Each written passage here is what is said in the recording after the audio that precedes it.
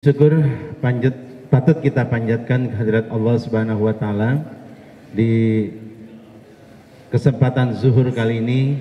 Tadi kita sudah sama-sama melaksanakannya secara berjamaah.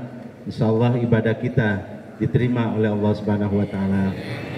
Selawat dan salam kita sampaikan pada junjungan Nabi besar kita Muhammad sallallahu alaihi wasallam yang di mana-mana saat ini sedang diperingati peringatan maulidnya ya. Nah, untuk kita selalu mengenang ya, apa ajaran-ajaran beliau baik yang tersirat maupun yang tersurat. Semoga kita diberikan kekuatan untuk melaksanakannya. Permohonan maaf dari Pak Gubernur, beliau ada kesibukan lain. Saya juga harus lari-lari supaya ketemu AA juga di sini. Ya. Ternyata teman-teman juga semuanya ASN atau PNS DKI Jakarta yang saat ini berjamaah. Insya Allah ini setiap waktu seperti ini ya. Jadi kalau udah 10 menit menjelang waktu ada suara yang mengingatkan kita semuanya. Tapi saya ke masjidnya kira-kira 20%, sekdanya 20%. Ya. Kalau ini jamaah 100%. Ya. Nanti kalau masuk surga ngajak-ngajak. Ya. Selanjutnya kesempatan ceramah bulanan ini saya agak bingung nih sama panitia.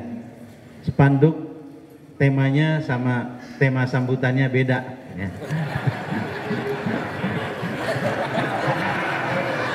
Ini menjalin ukhuwah, menebar berkah dan membina akhlakul karimah. Yang tertulis di sini, tauhid sukses, birokrasi beres. Jadi saya pilih tema yang ada di tangan aja deh. Ya, jadi kalau tauhidnya baik, insya Allah birokrasi bisa beres. Ya. Beres itu berarti memberikan servis atau layanan kepada masyarakat. Ya. Tauhid ya nanti disampaikan oleh guru kita. Dulu waktu saya nggak TK soalnya, ya. SD, madrasah ibtidaiyah gitu, ya. Ibu-ibu di kampung itu suka belajar akidah, dihafal. Kalau ditulis bisa satu buku. Tapi ini ibu-ibu kita dulu menghafal akidah itu. Ya. Inti sari dari sifat 20. Ya. Mulai dari wujud artinya ada, maka mustahil tiada, maka dalilnya apa. Ya. Nabi yang 25 yang wajib kita ketahui juga dihafal. Kemudian Nabi dan Rasul dihafal juga. Nah, rukun iman, rukun Islam dihafal, termasuk dalil-dalilnya. Sifat Allah juga dihafal, wujud gidam bako dan seterusnya, maka mustahilnya juga dihafal, termasuk dalil-dalilnya.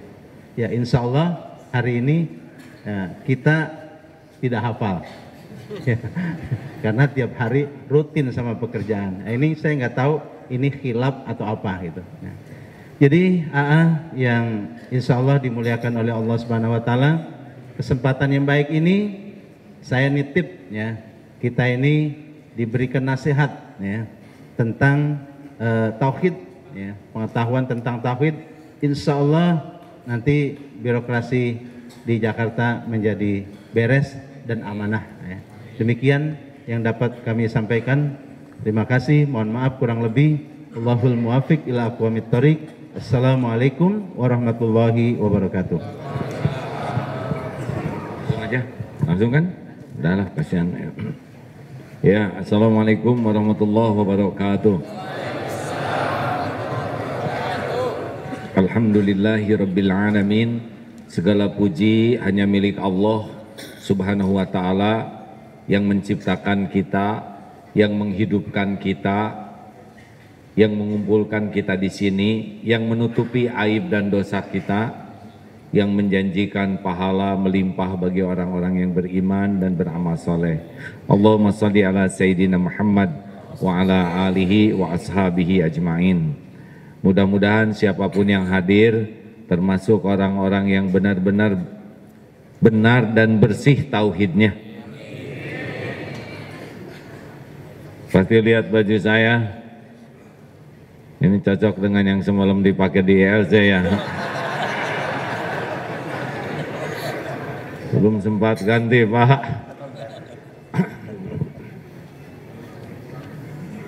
Siapa yang bisa jawab, hadiahnya umroh. Ketemuannya di depan Masjidil Haram. Ongkos masing-masing. Mengapa Rasulullah Shallallahu Alaihi Wasallam diutus ke bumi? Cung, ayo umat Islam, ya, memperbaiki akhlak 80, lebih dekat ke dalil, ayo cepat. Itu baru sampai ke Qatar, yang keras. Innama bu'itstu li utammima makarimal akhlak. Silo Pak, maaf Pak. Innama bu'itstu. Semoga Allah mengundangnya umroh bersama yang mengaminkannya. Oh, Allah Maha mendengar, hadirin. Jadi Rasulullah SAW bersabda, mengapa Rasul kau diutus ke bumi? Innama bu'itstu li utammima makarimal akhlak. Sesungguhnya hamba diutus ke bumi ini hanyalah untuk menyempurnakan kemuliaan akhlak.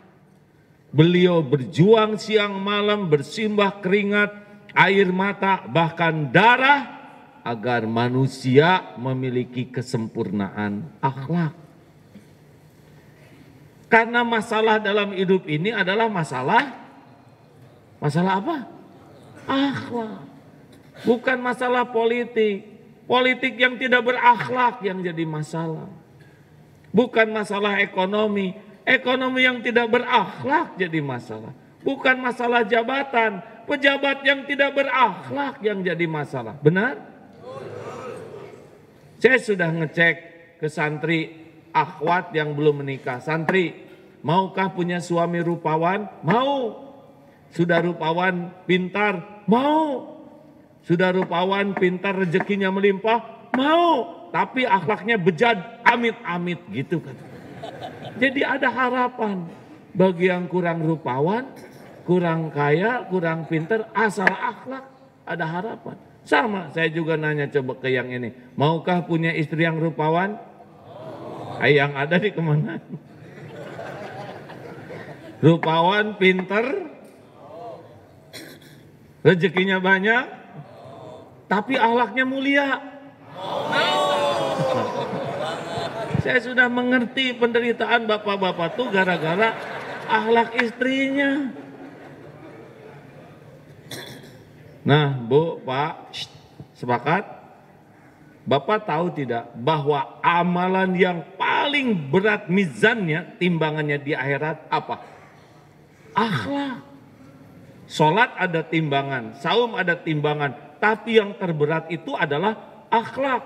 Orang yang ibadahnya standar, akhlaknya bagus, di sisi Allah sama dengan ahli tahajud dan ahli saum. Tahu ketika dibangkitkan nanti di yaumul qiyamah yang paling dekat dengan Rasulullah siapa? Yang paling baik akhlaknya. Yang afdalul imanan, yang imannya paling bagus, apa cirinya? Akhlaknya yang paling baik. Jadi kalau ingin tahu siapa orang Islam yang paling benar, jangan lihat sorbannya, jangan lihat penampilannya, lihat akhlaknya. Sepakat? Akhlak datang dari mana? Jawab. Jawab hadirin. Dari Cung, yang bisa jawab hadiahnya haji. Ketemuannya di Arafah. Dari mana Pak? Ala inna fil jasad mudghah. Idza saluhat saluhal jasadu kullu wa idza fasadat fasadal jasadu kullu ala wahyal qalb. Ketahuilah dalam tubuh ini ada sesuatu, kalau dia baik, baik seluruhnya, kalau dia jelek, jelek seluruhnya. Itulah yang dinamakan qalbu, hati nurani kita. Sayangnya sedikit orang yang memikirkan hati kecuali kalau dia sedang sakit hati atau jatuh hati atau patah hati. Selebihnya orang lebih memikirkan rumah yang lapang daripada hati yang lapang. Penampilan yang indah daripada hati yang indah. Berapa banyak ibu-ibu yang sebelum tidur lebih sibuk membersihkan wajah daripada membersihkan hati. Benar? Masalah Indonesia teh intinya masalah hati nurani. Ada yang nyimak tadi malam di ELC, Cung? Hah? Bisa dirasakan sendiri kan? Bagaimana emosi, bagaimana hati, semua itu dari hati. Hati marah keluar, hati sedih keluar. Nah Bapak Ibu, hati dibagi 3. 1, kolbun mayit, hati yang mati. Hati mati itu sudah tidak ada lagi peri kemanusiaan, sudah tidak jalan hatinya. Pernah dengar? Pamannya Presiden Korea Utara yang ditangkap, ini berkuasa, ditangkap lalu diadili tanpa pembelaan, lalu dihukum mati. Saya lihat di National Geographic itu dihukum matinya pakai apa? Pakai senjata anti pesawat udara, sampai habis itu badannya tidak bersisa. Pernah mendengar kemarin pembunuhan yang dimutilasi, sesudah dimutilasi dilarutkan pakai cairan asam sampai habis badannya, katanya begitu. Ini adalah manusia-manusia yang sudah kolbun mayit, sudah tidak ada hati nurani, jauh lebih keji dari binatang. Kalau binatang insting, kalau manusia jahat pakai akal. 2, kolbun marid, hati yang sakit. Tahu ciri hati yang sakit? Serba nggak enak hidupnya, resah, galau, gelisah, cemas, nggak ada tenangnya, tapi gelisahnya hanya urusan duniawi saja. Badan sakit, hati sehat, tenang. Badan sehat, hati sakit, sengsara. Bruce Lee, otot kawat, balung besi, leher beton, urat kabel. Bunuh diri. Bukan karena masalah fisik, masalah hati. Hadirin, di pesantren ada namanya santri Mas Punto. Matanya buta, kakinya lumpuh. Sakit, ditanya, Mas bagaimana hidup seperti ini? Jawabannya sederhana. Fabi ayyi ala'i rabbikuma tukadziban. Maka nikmat Tuhanmu manakah yang akan engkau dustakan? Lebih banyak bersyukurnya daripada menderitanya, padahal tidak bisa lihat, tidak bisa jalan. Yang ketiga adalah kolbun salim. 1, 2, kolbun marid. 3. Nah, kolbun salim inilah orang yang paling bahagia. Kolbun salimah anteng hidupnya. Dipuji, dicaci sama. Enggak ngepek. Dipuji tidak bangga, dicaci tidak terluka. Kenapa? Karena dia lebih sibuk dengan penilaian Allah. Ada uang, enggak ada uang, sama. Karena dia lebih yakin dengan janji dan jaminan Allah. Mutasi dipindahkan kemana? Tenang. Yang gelisah mah kolbun marid. Tenang aja, jabatan enggak ketuker. Emang takdir bisa ketukar? Gak. Apa yang untuk saya pasti ke saya.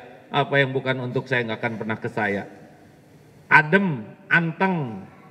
Makanya orang yang kolbun salim, dia tentram dan menentramkan. Dia ajeg dan mengajegkan. Pertanyaan, Bapak, Ibu kira-kira yang mana? Kolbun mayit, kolbun marid, kolbun salim? Jawab. Apa? Kolbun salim. Saya lupa ngasih tahu, ciri kolbun marid itu tidak ngaku. Maaf ya, ada yang kelewatan. Jadi orang kalau badannya sakit ngaku, kalau penyakit hati nggak ngaku. Kalau sakit kepala, aduh maaf kepala saya sakit, Tapi orang yang sombong, maaf saya sombong, enggak mau. Dikasih tahu aja enggak mau, Bapak sombong, siapa yang sombong? Hah? Gitu. Orang yang kolbun mati, sabar kamu, ha? Sabar kalian. Begitu, dia sendiri nggak sabar. Pernah lihat yang gitu? Nah itulah kolbun marid hadirin, nggak ngaku. Halo? Jadi ini yang mana? Kolbun mayit, marid, salim. Tetapnya salim ya. Nih, yang merasa kolbun salim, acungkan tangan yang tidak punya dosa. Lewat, acungkan tangan yang dosanya sedikit. Cung, nggak ada. Yang sedang, Bapak ngacung nggak? Oh, lewat dong kolbun salim Pak. Acungkan tangan yang merasa banyak dosa, cung. Nah, kok ada yang nggak ngacung? Kenapa? Karena saya banyak sekali dosanya.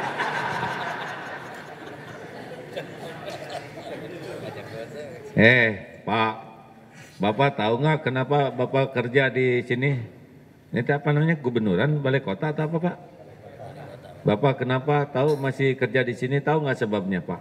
Sebab Allah masih menutupi aib, dosa, kejelekan, kekurangan dan kesalahan kita. Benar? Jawab benar tidak? Kenapa Bapak dihargai oleh istri? Karena istri Bapak enggak tahu kelakuan Bapak yang sebenarnya. Kalau dibuka Pak, hancur nih. Kenapa Aagim diundang ke sini? Karena Allah masih nutupin aib orang ini. Dosanya, kekurangannya. Kalau dibuka mah, hakul yakin bubar. Maka jangan bangga dihormati orang. Karena kita tuh dihormati tuh topengnya, bukan isinya. Nih, berapa ini harganya di sini?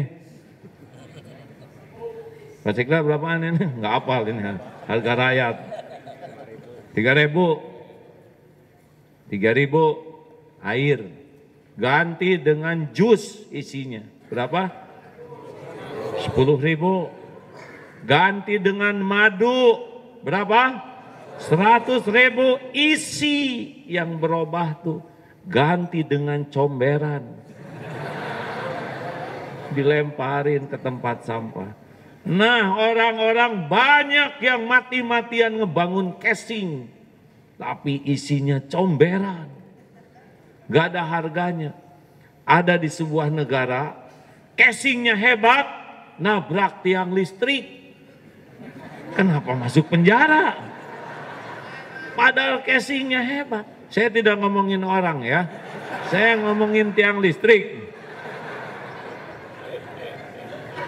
Kalau Allah mau ngebuka aib kita, ngejungkel Pak. Saya aja dulu halal dibuka 7 tahun dibulinya. Nggak apa-apa, tenang, tenang.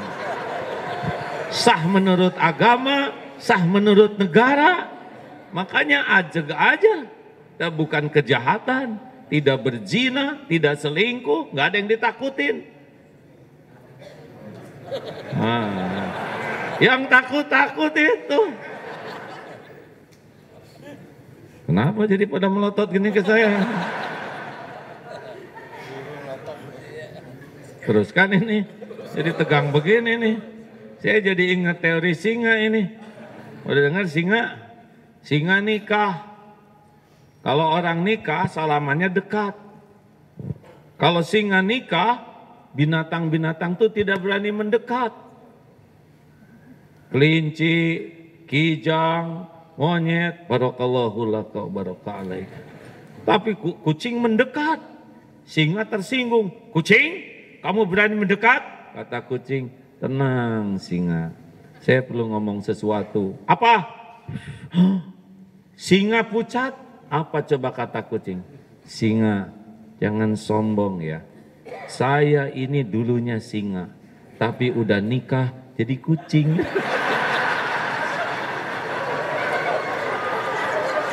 Jelas, Pus? Meng, jelas Meng?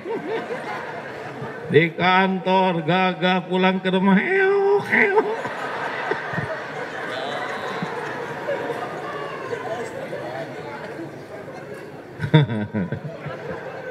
Aduh, banyak yang menjiwai ketawa. Kenapa ketawanya enak? Karena ngetawain diri sendiri. Pernah ceramah di kantor tentara, gagah-gagah, loreng Pak. Pulang ke rumah, ganti lorengnya. Itu loreng ucing. Hadirin, kenapa jadi takut ke istri? Lelaki takut istri, baiknya cuma di depan istri. Di luar lincah nggak keru-keruan. Harusnya takutnya ke Allah. Di mana-mana dia akan baik. Inilah tauhid. Baik, ada yang nanya gimana kolbun salim? Kolbun salim itu la ilaha illallah. Jadi tauhid itu prinsipnya dua. Satu menafikan, dua mengisbatkan. Satu menghilangkan. Hilang, tiada ilah, isbatkan selain Allah. Kemampuan menghilangkan, kemampuan menetapkan dengan benar, itu kunci tauhid. Kita coba ya. Tiada ilah selain Allah. Tiada yang dituhankan selain Allah. Apa itu ilah? Sesuatu yang mendominasi hati kita. Ingat terus siang malam. Ingin dekat, berjuang untuk dekat, selalu cinta, berkorban apapun untuknya, takut jauh darinya, selalu bangga bersamanya. Siapanya ini? Ada yang mengilahkan harta. Benar? Duit pagi siang malam, bangun duit. Demi Allah dia akan sengsara dan hina karena duit. Lihat orang yang diperbudak harta, aib. Otot kawat, balung besi, sini bagus, sini segala peralatan, prit, begini, hancur wibawa. Mau setinggi apapun jabatan, kalau sudah minta-minta, hina, demi Allah hina. Orang tuh tidak pernah bisa mulia dengan meminta-minta ke makhluk. Makanya hati-hati yang suka minta-minta, itu sebelum ngasih tuh, amit-amit cing mencret, cing mul, minta bayar banyak. Waktu datang begini dia, tapi sebelumnya disumpahin, diludahin. Enggak tahu, saya dengar kata orang yang suka ngasih-ngasih gitu. Di depan sopan, tahu. Hati-hati Pak, tanya dulu, disumpahin dulu atau tidak gitu. Tapi kalau orang sudah menuhankan hanya Allah, tenang. Tiada, nanti saya akan buka satu persatu yang membuat kita ajeg. Ada yang menuhankan jabatan, nih sebentar lagi ya musim pilek, pilpres, wah ngadak-ngadak soleh, banyak yang sekarang rajin ke masjid, ke madrasah.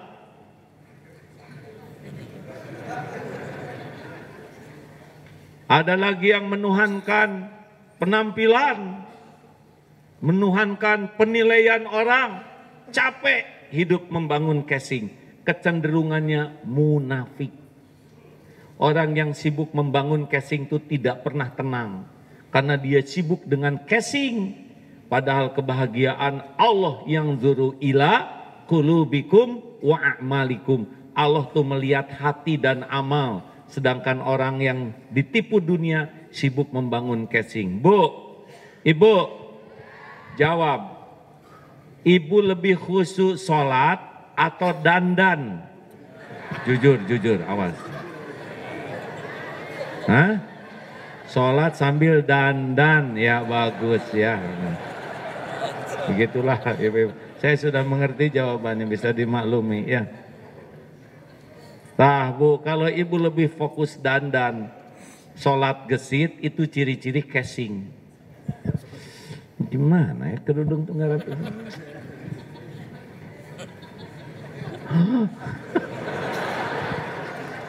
Apa-apa jilcong namanya, jilbab pocong. Lanjutkan. Baik, ini mah kajian tauhid paling sederhana. Apa yang pertama kali tauhidnya kita tanamkan supaya la ilaha illallah Yang pertama, tiada pencipta selain Allah. Hilangkan, tiada al-khaliq selain Allah. Jadi kita ciptaan siapa? Jawab. Orang Amerika ciptaan siapa? Orang Australia? Orang Malaysia ciptaan siapa? Mata kepada ciptaan, hati kepada pencipta. Adem hadirin. Waktu ke Jepang kemarin ditanya, kenapa sering ke Jepang? Jepang ini ciptaan Allah. Jepang ini milik Allah. Jepang ini hamba-hamba Allah yang bisa disiplin, jujur, rapi, bersih. Kita tahu teorinya, Allah memperlihatkan tuh prakteknya lewat sebagian orang Jepang. Kita tahu teori bersih, rapi. Lihat tuh, Allah ngajarin umat Islam lewat praktek beberapa teori Islam yang digunakan oleh orang Jepang. Begitu tuh kalau Indonesia, umat Islam bisa rapi, udah dapat iman, dapat akhlak, mantap. Betul? Jadi jangan terpesona kepada Jepangnya, terpesona kepada Allah yang menciptakan orang Jepang. Enak begitu bukan? Mata ke ciptaan, hati ke pencipta. Badan kita bagus, ini pasti ciptaan Allah. Ada kekurangan, tidak usah minder, ini pun Allah yang ciptakan. Lihat yang lebih bagus, tidak usah iri, mereka juga ciptaan Allah. Lihat yang ada kekurangan, jangan meremehkan, mereka pun ciptaan Allah. Dan kalau ada apa-apa harus ridho, ini tubuh milik Allah nih. Bapak dulu kan remaja ya? Pak Sekda dulu remaja kan? Kenapa sekarang jadi tua? Karena tubuh ini milik Allah. Maunya sih awet muda terus. Benar? Gak bisa. Kita nahan uban aja gak sanggup. Makan sari areng atau aspal. Tetap beruban. Hei, serius. Ini tubuh milik Allah. Bu, Ibu, jangan takut jadi tua. Tahu kenapa? Karena udah jadi, dah terima aja deh. Iya kan? Banyak orang yang takut jadi tua. Tenang, jadi tua tuh nikmati episode hidup ini. Gimana? Kalau saya jadi tua, ya suaminya juga kan tua ya. Tenang, yang ngebulak-balik hati suami itu bukan penampilan ibu. Allah yang ngebulak-balik hati. Makanya maaf-maaf saja. Orang-orang yang sibuk dengan topeng ini tidak pernah tenang hidupnya. Takut jadi tua, takut jadi jelek, takut ubanan. Padahal ini milik Allah, sesuka Allah. Dan asal tahu saja ini badan belum tentu pulang utuh. Ada anak SMA di BSD naik motor jatuh ke babah tronton Pak. Kelindes tangannya, hancur. Kemudian diamputasi. Ketika datang ke sekolah, orang-orang sedih. Wah, kasihan kamu tidak punya tangan. Kata dia, kawan-kawan, lihat dong apa yang disisakan Allah. Dia bersyukur Allah ngambil tangannya aja, yang disisakan banyak. Coba kalau yang tersisa cuma tangan kanan. Gimana suasana kelas itu hadirin? Dia yakin Allah yang punya tangan ini, ulang duluan. Dengan begitu saja kita lebih enak. Semuanya ciptaan Allah. Adanya jangan somse, kurangnya jangan minder, lihat orang jangan iri, lihat yang kurang jangan menghina, dan siap dengan apapun yang Allah takdirkan. Enak kan? Enak tidak nih? Awas yang centil-centil, badannya bagus, gampang, bikin aja. Bisul, beres. Otot kawat, balong besi, muntaber, pasti di toilet ya kan? Nggak bisa, enggak Pak. Ini tubuh milik Allah. Gampang bagi Allah, bikin sakit apapun pada tubuh kita. Hati-hati yang maksiat-maksiat. Baru saya lihat itu Pak, berita wakil titik-titik sebuah organisasi keagamaan jam 11 malam keluar nyari waria. Dia berzina dengan waria, ada yang datang, bukan hansip, bukan polisi, tapi malaikat maut, mati itu di sana, lagi berbuat mesum di semak-semak, cabut nyawanya, nggak bisa apa-apa. Milik Allah tubuh ini hadirin. Kasih penyakit jantung, waria. Dekat dengan dia. Mikir semua ya. Hati-hati ya. Yang pacaran-pacaran Allah lihat. Tinggal dimatiin aja. Loh, kan begitu Pak. Kalau orang ahli maksiat itu kalau tidak tobat kan dua. Satu, dibuka aibnya kalau dia ada umur. Tapi kalau habis umurnya dimatikan dalam keadaan maksiat. Lah Allah melihat semua yang dilakukan. Ini tubuh milik Allah. Emang pengajian tauhid mah ampun aja Pak. Saya lihat tadi begini. Dua, lillahi ma fis samawati wa ma fil ardh. Milik. Tiada pemilik selain, jawab, tiada pemilik selain Allah. Enggak punya apa-apa Pak. Manusia tuh cuman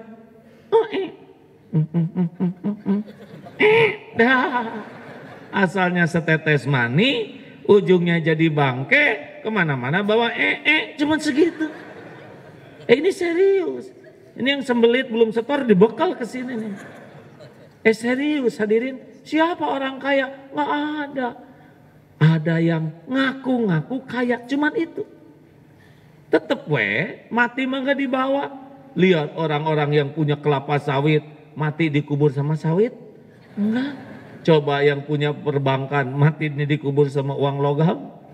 Atau yang punya pabrik semen, tanya, mau dicor nggak kuburan? Enggak mau.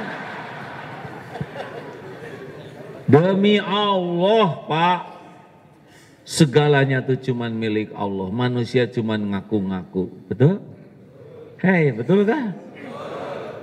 Rezeki kita kan cuman 3. Yang dimakan jadi kotoran, rezeki. Yang dipakai jadi usang, rezeki. Yang dinafkahkan di jalan Allah, itu rezeki kita. Nah yang ada di tabungan, itu mah bukan punya kita. Belum tentu. Ngaku-ngaku. Apalagi yang disembunyikan di bank itu. Ini pakai nama orang lain. Kamu punya apa? Yang punya villa, coba villa rezeki siapa? Hah? Rezeki mamang dan bibi. Makanya mereka langsing, fresh. Karena mereka lari-lari di taman.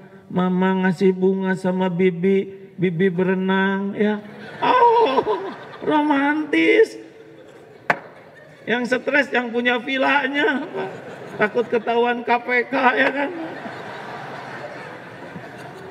Udah mending pengen punya villa mau jadi pembantu, tenang. Maaf ya kepada yang teruskan jangan nih. Semua teh milik Allah hadirin, Allah yang ngebagiin ya. Nggak bisa ditahan, makanya biasa aja dengan dunia ini ya. Nggak usah gitu. Semua orang ada jatahnya masing-masing. Yang penting bagi kita tuh barokah atau tidak. Bahagia tuh bukan dari rezekinya, tapi dari berkahnya. Coba masih ingat cecak makanannya apa? Nyamuk punya sayap? Cecak punya sayap? Jawab. Mana yang ngedeketin? Cecak nyari nyamuk, nyamuk ngedeketin cecak. Jawab. Jawab. Hah? Coba agak digunakan itu ya kecerdasannya hadirin. Mana yang lebih hebat? Makanan ngedeketin cecak, cecak nyari makanan. Kalau cecak harus nyari nyamuk, gak ketemu. Nyamuk dari got sana, cecak di sini.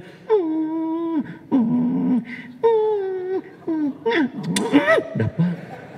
Coba kalau dia harus nyari turun ke sini kesedot vakum cleaner, berangkat kena ke injok, kena ke lindes, dipatuk ayam, kapan makannya? Kita di perut ibu dulu, janin. Awas, ini ilmu tauhid nih. Kalau ilmu tauhid ini mantap, birokrasi rapi. Waktu janin, rezeki kita ada tidak? Jawab. Cukup tidak? Mana yang hebat? Janin nyari rejeki, rejeki ngedeketin janin? Jawab.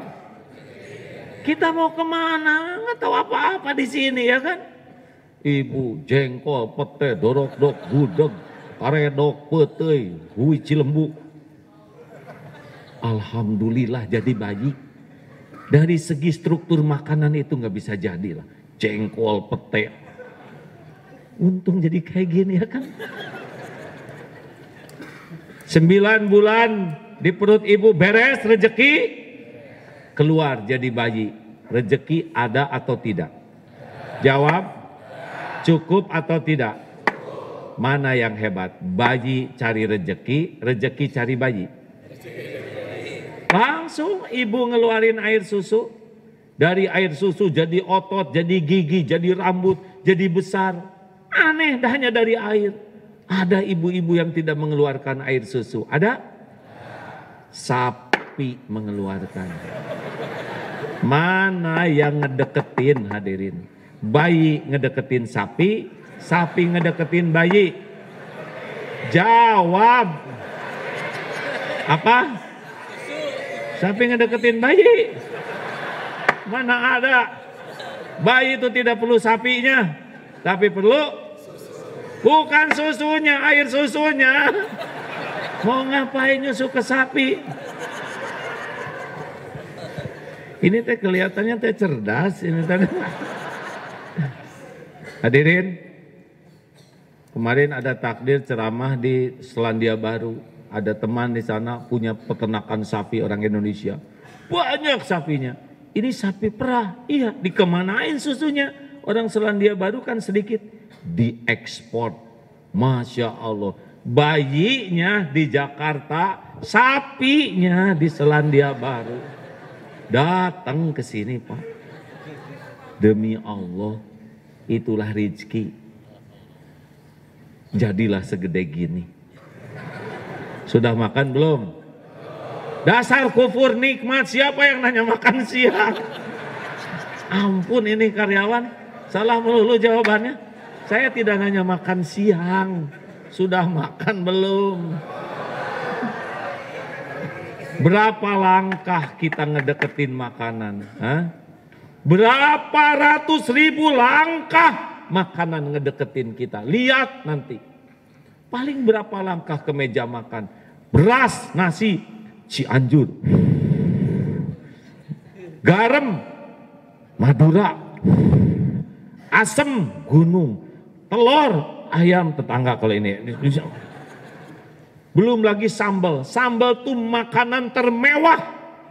Dengan segini sambal, cabenya dari gunung mana, terasinya dari lautan mana, asemnya, jeruknya, rumit jadi segini. Coba kalau bapak ibu nyari satu-satu, kapan makannya hidup ini? Jawab. Mau makan telur dadar, cari ayam hamil gimana?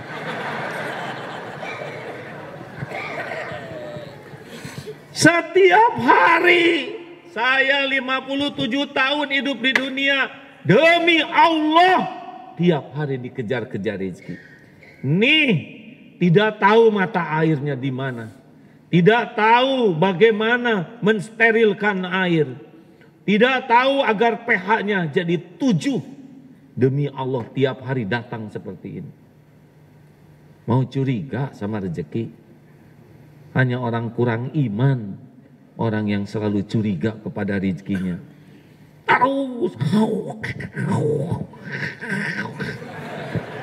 Mau dikemanain? Istijraj, tahu istijraj? Dikasih itu untuk dibenamkan oleh Allah.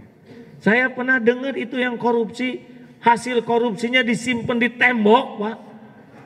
Ditutup pakai tembok, lihat enggak, megang enggak, make enggak, cuman ngusap tembok dia tiap hari. Ini kan sakit jiwa Pak. Untung ketangkep. Kalau enggak bisa lama jiwanya sakit. Ayolah hadirin, kalem hidup ini, jangan kalah sama gajah. Gajah aja enggak sekolah gemuk-gemuk ya. Maksudnya bukan nggak perlu sekolah, nggak perlu pakai macam-macam, lempeng we rezeki mah. Ya, alhamdulillah saya dititipin anak 11 Pak. Udah nggak usah kaget bukan ciptaan saya. Ya kan 2 bibitnya, tenang atuh Pak. Enggak tuh, enggak cemas sama sekali dengan rezeki anak. Karena tiap anak pasti ada rezekinya, kan bukan bikinan saya itu anak. Saya boro-boro bikin anak, gambar anak aja gagal Pak. Bikin sehelai rambut aja enggak sanggup. Demi Allah, Allah ciptakan makhluk. Wa ma min dabatin fil ard illa 'alallahi rizquha. Hud ayat 6, itu sudah lengkap dengan rizkinya. Yang dibekali jangan takut tidak punya rizki, tapi takutlah kalau tidak yakin Allah pemberi rizki. Itu fatal.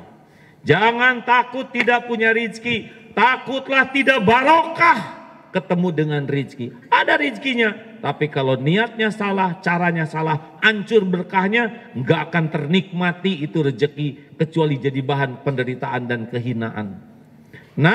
Jangan takut tidak punya rizki, takutlah tidak punya syukur. Karena nikmatnya rezeki bukan pada rizkinya, tapi pada syukurnya. Jangan takut tidak punya rizki, takutlah tidak punya sabar kalau lagi ditahan. Karena rezeki mah ada waktu-waktunya. Ada saat dibuka, ada saat dikecilin, ada saat ditahan. Sing sabar, ada waktunya. Jangan takut tidak punya rizki, takutlah tidak punya ridho kalau waktunya diambil rizkinya. Pasti ada waktunya diambil. Ban meletus, apa artinya? Rezeki tukang tambal ban di dompet kita. Happy, asik, kita bakal ketemu dengan hamba Allah. Bang, berapa nih bocornya? Cuman 1 Pak, tambahin dong.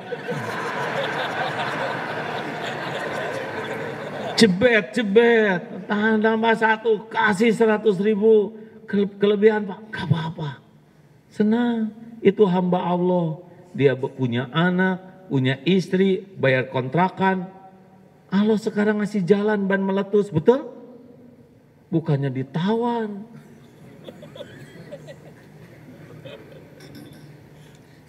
Kemarin tuh, istri, jangan nanya istri yang mana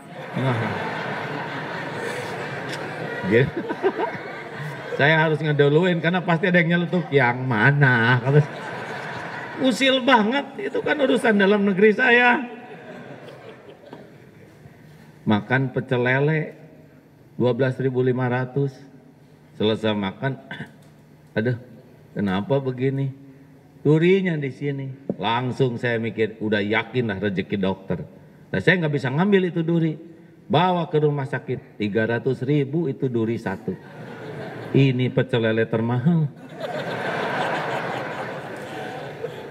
Ridho, di rumah sakit ada dokter, ada perawat, ada security, ada petugas kebersihan. Kenapa kita berat? Benar? Hei, sing ringan sama dunia ini. Belajar sama tukang parkir. Banyak mobil nggak pernah sombong. Ganti-ganti mobil nggak takabur. Diambil sampai habis nggak sakit hati. Kenapa? Jawab kenapa? Karena semua cuma titipan. Relax, hadirin, relax. Ya, jelas? Jelas? Relax. Nanti mobil ketubruk apa ya udah nggak apa-apa, rezeki bengkel. Dan jengkel juga tetap penyok, betul? Musim mutasi teh relax Pak. Mutasi itu bukan mutilasi. Tenang. Kalau ada tenang. Yang menentukan tuh Allah. Makanya yang ketiga, tiada penentu selain Allah. Innallaha ala kulli syai'in qadir. Termasuk nih pilpres. Pilpres, dengerin nih Pak. Ali Imran ayat 26. A'udzubillahi minasyaitonirrajim. Kullillahumma malikal mulk tu'til mulka man tasya wa tanzi'ul mulka mimman tasya wa tu'izzu man tasya wa tudhillu man tasya biyadikal khair innaka ala kulli syai'in qadir. Apalin ayat ini nih menjelang pilpres ya. Biasanya caleg apal yang gini-gini. Karena pengen. Hadirin, tu'til mulka man tasya. Allah berikan kekerajaan, kekuasaan, kedudukan kepada siapa yang Dia kehendaki. Allah ambil dari siapa yang Dia kehendaki. Allah muliakan siapa yang Dia kehendaki. Allah hinakan siapa yang Dia kehendaki. Di tangan Allah lah segala kebajikan. Innaka, sesungguhnya Engkau maha kuasa atas segalanya. Ini penting hadirin. Siapa yang menentukan gubernur? Allah. Kalau mau jadi, saya ngobrol dengan Pak Anies. Tahu syariatnya kenapa Pak Anies jadi gubernur? Syariatnya apa coba? Jawab, tahu nggak Pak? Nyamuk. Tanya Pak Anies. Jadi beliau jadi gubernur tuh syariatnya nyamuk tuh Pak. Beliau harusnya tugas ke Amerika waktu itu. Kemudian katanya turun itunya. Apa tuh yang suka karena nyamuk teh? Trombositnya. Batal ke Amerika. Datanglah Prabowo. Ngobrol lah. Jadi nyamuk kita.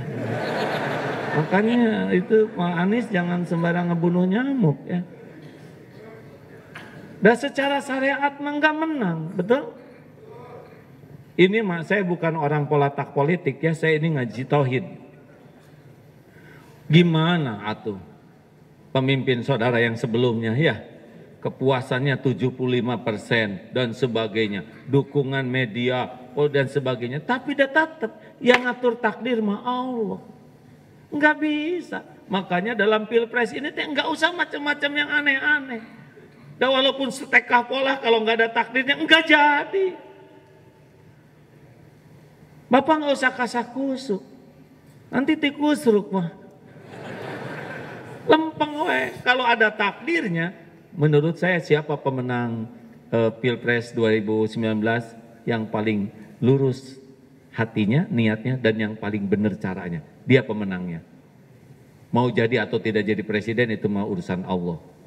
Tapi yang paling jelek niatnya dan paling jelek caranya, dia adalah orang yang kalah. Mau jadi ataupun tidak.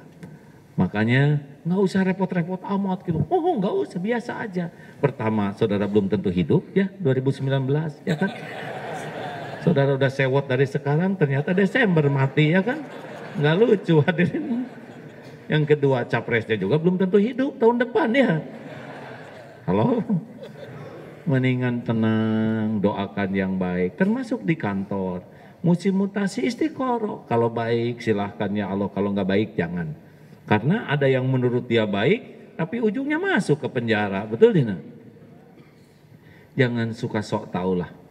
Bu, Ibu, suami Ibu ciptaan siapa? Suami Ibu milik siapa? Nah, udah mulai tenang ya. Bapak jangan keburu ketawa Pak, ini bukan urusan lelaki. Suami Ibu digenggam oleh siapa? Nah ini benar, kalau Ibu punya keyakinan begini lebih tenang Bu. Yang bikin Ibu sengsara adalah Ibu sering menuhankan suami. Suamiku, engkau adalah segalanya bagiku. Musyrik. Segalanya gimana? Dia boro-boro ngebahagiakan istrinya ini. Dia sendiri kurang bahagia, ya. Bu, mau bahagia? Mau bahagia? Jangan terlalu cinta sama suami. Beneran. Model-model gini. Kan tadi udah ngaku kan banyak dosa ya kan? Bu, kalau ibu terlalu cinta, hati ibu bakal melekat dengan selain Allah. Itu Allah cemburu, akibatnya dibuat galau. Coba, Bu, pernah merasakan cemburu? Hati jadi tenang atau galau?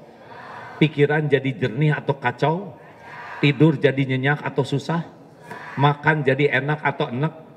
Dengan segitu menderitanya urusan jadi beres atau nambah? Beres atau nambah?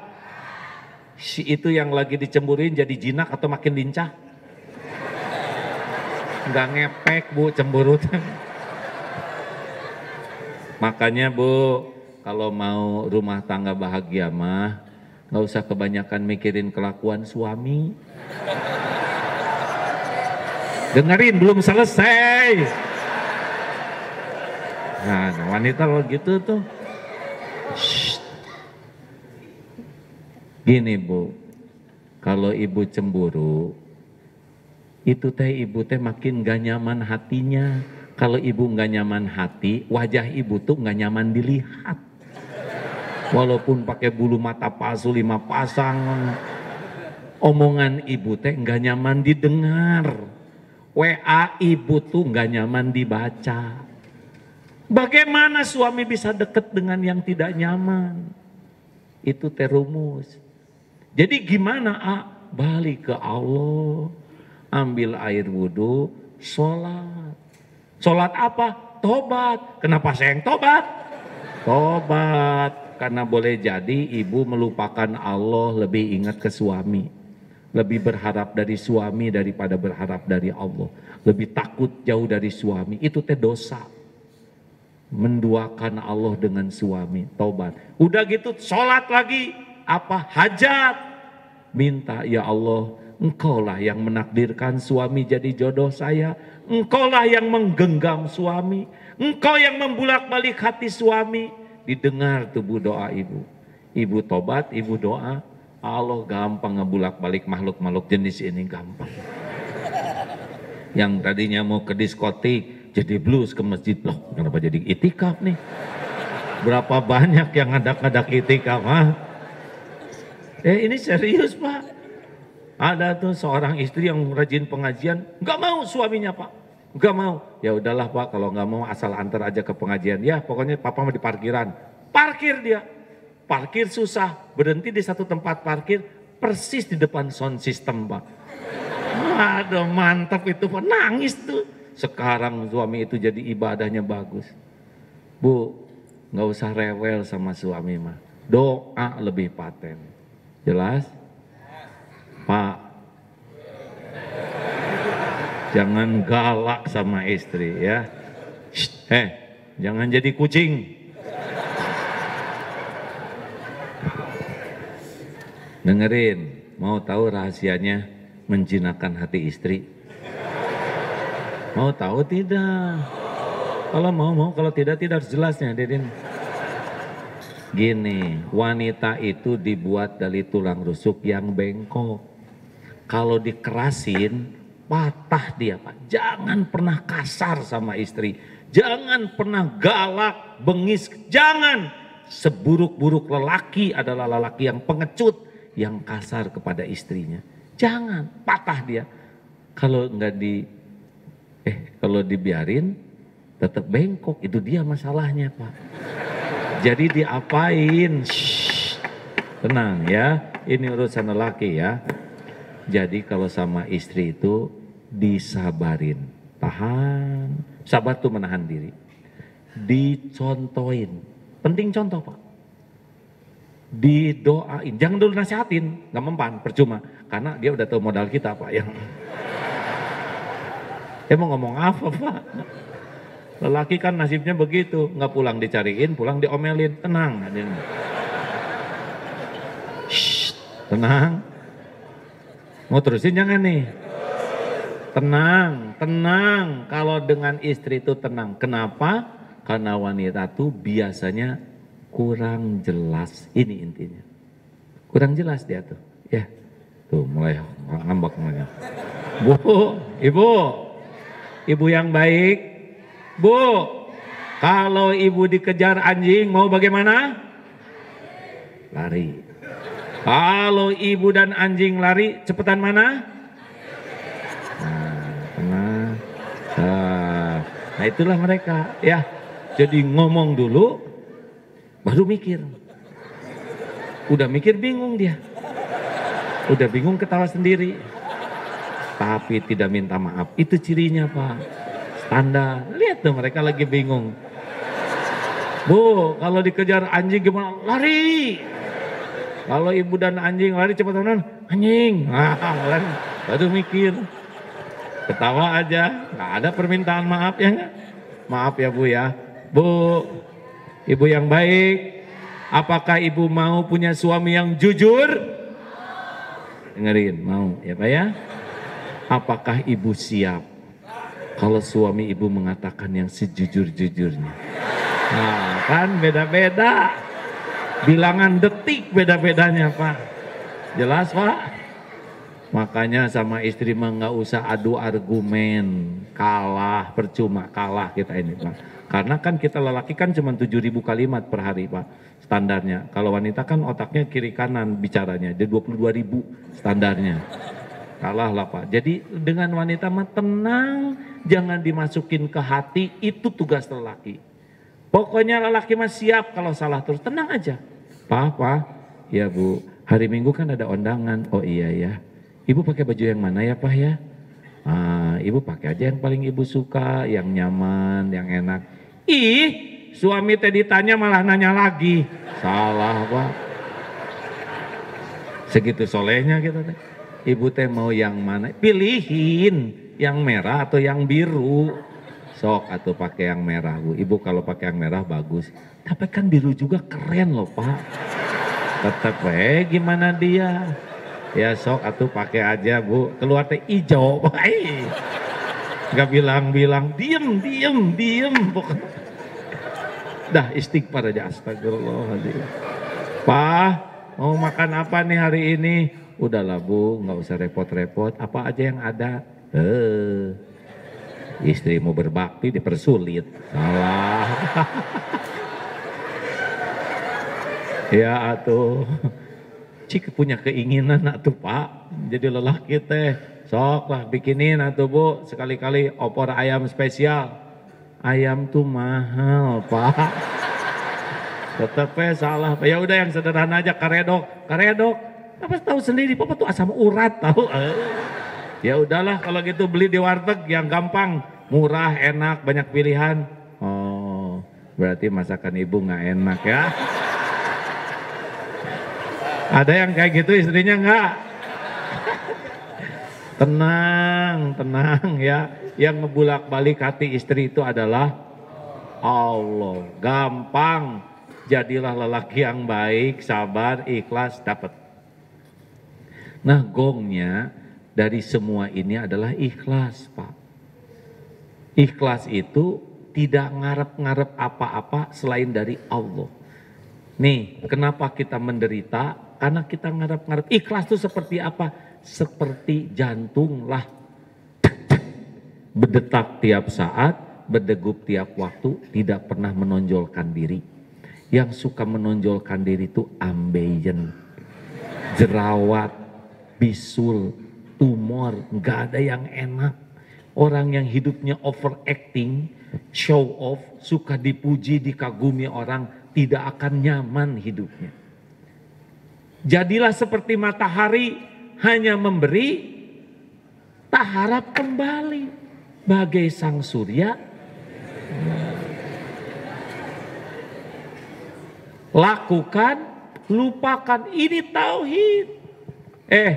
Mau bahagia, sing ikhlas, lakukan, lupakan. Ini terakhir, mau tahu rahasia ikhlas? Jawab. Ada orang, tidak ada orang, Allah ada tidak? Orang lihat, orang tidak lihat, Allah lihat tidak? Orang tahu, orang tidak tahu, Allah tahu tidak? Yakin? Apakah setiap perbuatan kita disaksikan Allah? Disaksikan? Ada balasannya? Ada balasannya? Ada balasannya? Apakah mungkin Allah lupa ngebalas? Kelewat? Tertukar? Meleset? Mungkinkah ada yang bisa menghalang-halangi? Famay ya'mal mithqala dzarratin khairan yarah wa may ya'mal mithqala dzarratin. Lakukan aja yang terbaik demi Allah. Allah pasti ngebalas kalau ikhlas. Gak usah pikirkan orang berterima kasih atau tidak. Demi Allah Pak, makin ikhlas makin melimpah balasannya. Apa sih ucapan terima kasih? Gak ada apa-apanya. Lakukan, lupakan. Perlukah kita mengingat-ingat kebaikan kita? Jawab. Mau ngapain diingat-ingat? Lah kita berbuat baik juga karunia Allah. Kita nyumbang anak yatim, bukan kita yang ngasih, itu rezeki anak yatim yang dititipkan ke kita. Kita jadi jalan aja udah untung. Perlukah kita menyebut-nyebut kebaikan kita? Jawab, perlu tidak? Saya tes sedikit. Bu, kalau suami ibu ngomong gini apa rasanya? Heh istriku, saya nih yang membanting-banting tulang, memeras-meras keringat. Ini rumah jerih payah saya. Kalian makan tetesan keringat saya. Kalian pergi ke saya itu yang nyiapin. Bagaimana Bu? Bahagia atau enak dengernya? Jadi cinta atau makin sebel? Dengerin tuh Pak. Kalau kita nyebut-nyebut jasa teh enak orang lain tuh. Sebel orang lain. Jelas? Para pemimpin, saya pimpinan kalian. Gak usah ngomong, udah tahu ya kan? Ibu juga, ini Ibu Muna. Ini Ibu Muna, kata anak-anak, kenapa ibu jadi lupa? Ibu yang hamil, ibu yang melahirkan, ibu yang menyusui, kata anak-anak dia, siapa suruh, ya kan? Jangan lakukan, lupakan. Demi Allah Pak, kalau orangnya ikhlas tuh, Masya Allah, amal yang paling kita anggap remeh, yang kita lupakan, itulah amal yang paling disukai Allah dari kita. Amal yang membuat kita ujub dan bangga, itulah amal yang tidak ada nilainya di sisi Allah Subhanahu wa Ta'ala. Inilah hakikat tauhid, hadirin sekalian. Hilangkan harapan dari selain Allah, cukuplah hanya berharap dari Allah. Rasakan tenang dan Allah akan cukupi. Alhamdulillah. Ini sisa ILC nih hadirin. Bu, Pak, saya memohon ini. Takdirnya sekarang. Pak Anies kemarin baru dari pesantren. Masya Allah. Beliau juga senang katanya lihat pesantren. Ceritakan? Alhamdulillah. Mumpung takdirnya begini, jadikan kesempatan melakukan yang terbaik. Ya. Gak gampang punya pemimpin yang banyak ingat ke Allah tuh Pak.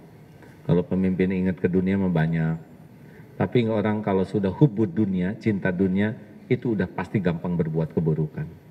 Orang takut ke Allah mah gak akan takut sama orang. Orang takut ke orang pasti hidupnya banyak maksiat. Kalau mau hidup enak, harap dan takutnya cukuplah kepada Allah. Adem hidup ini. Bahkan kemana-mana kok takdir mah. Maaf ya, saya sudah nyobain dipuji rame-rame. Udah nyobain juga dicaci maki rame-rame. Demi Allah, rezeki mah gak akan pernah ada yang terhalang oleh orang yang sebel ke kita. Takdir untuk saya, ada yang bisa mencegah. Allah pemilik segala takdir. Makanya lempeng-lempeng aja hidup mah. Ya, setuju? Sholat, TBM, tepat waktu, berjamaah di masjid. Supaya tauhid bagus. Satu hari minimal 1 juz Quran kalau bisa Pak. Rasakan ajaib hidup kita. WA, jangan terlalu sering dibaca lah, kecuali yang wajib. Quran yang sering dibaca. 1 huruf itu 10 kebaikan. Yang ketiga, istighfar. Jangan kurang dari 100. Rasul itu tanpa dosa 100 kali. Ini wajah-wajah berlumur dosa masa cuma 3 kali. Yang itu juga lagi jengkel. Astagfirullahaladzim. 4, sholawat. 1 kali sholawat itu 10 kali Allah bersolawat untuk kita. Pak. Masya Allah. Kalau Allah memberikan kebaikan ke kita, Masya Allah. Yang kelima, jangan pernah lepas bersedekah tiap hari. Pokoknya mah udah gak usah banyak ngitung kalau sedekah tuh. Demi Allah tidak akan berkurang harta dengan sedekah. Selain bertambah. Sholat, Quran, istighfar, sholawat, dan sodako. Rasakan. Enteng hidup ini Pak. Dan takdir mah gak pernah ada yang meleset. Al-Fatihah. Bismillahirrahmanirrahim.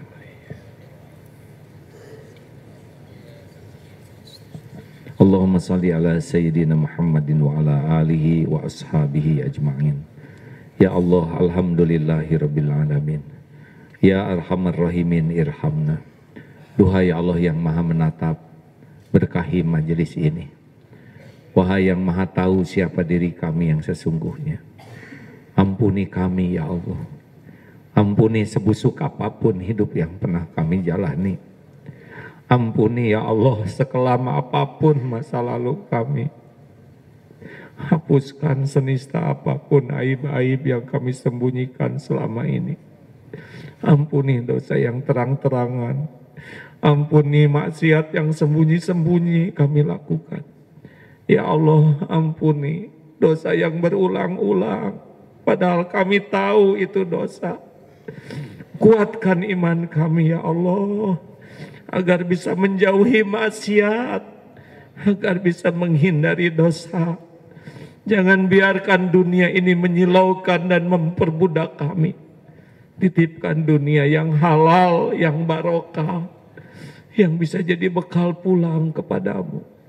Ya Allah, lindungi kami dari nafsu yang menjerumuskan, dari syahwat yang menggelincirkan, dari amarah yang membinasakan. Ya Allah, sampaikan salawat salam kami kepada Rasulullah. Jadikan kami menjadi hamba-hambamu yang mencintai Rasul, yang menjadi meneladani suri tauladan Rasulullah. Jadikan kami kelak bisa berjumpa dengan Rasulullah.